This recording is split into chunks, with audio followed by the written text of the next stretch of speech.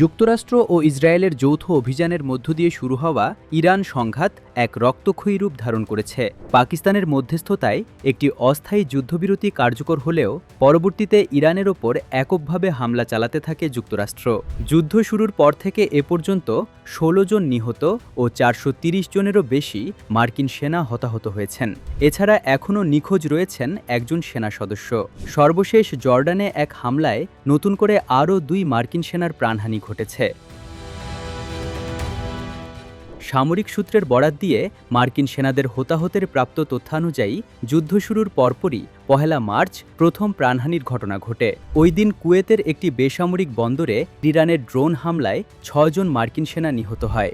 একই দিনে সৌদি আরবের প্রিন্স সুলতান বিমান ঘাঁটিতে ইরানের আরেকটি হামলায় গুরুতর আহত হন আরও এক মার্কিন সেনা। চিকিৎসাধীন অবস্থায় ১ সপ্তাহেরও বেশি সময় পর তিনি মারা গেলে নিহতের সংখ্যা ৭ জনে দাঁড়ায়। ১২ মার্চ ইরাকে মার্কিন সামরিক অভিযানে ব্যবহৃত একটি KC-১৩৫ বিমান বিধ্বস্ত হলে ৬ জন মার্কিন সেনা নিহত হয়। মার্কিন সামরিক বাহিনীর দাবি, দুর্ঘটনার আগে অন্য একটি বিমানের সঙ্গে কিছু একটা ঘটেছিল।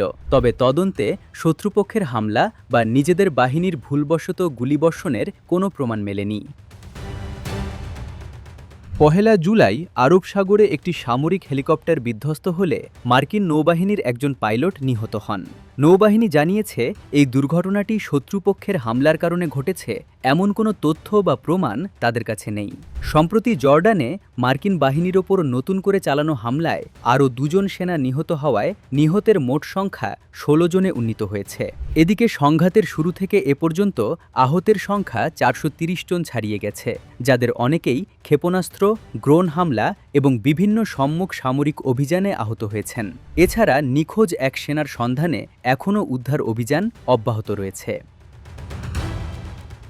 রাজনৈতিক ও সামরিক বিশ্লেষকদের মতে, হতাহতের এই ক্রমবর্ধমান সংখ্যা ইরানের সঙ্গে সংঘাতে যুক্তরাষ্ট্রের বিপুল সামরিক ব্যয় ও মানবিক ক্ষয়ক্ষতির চিত্রকে স্পষ্ট করে তুলছে।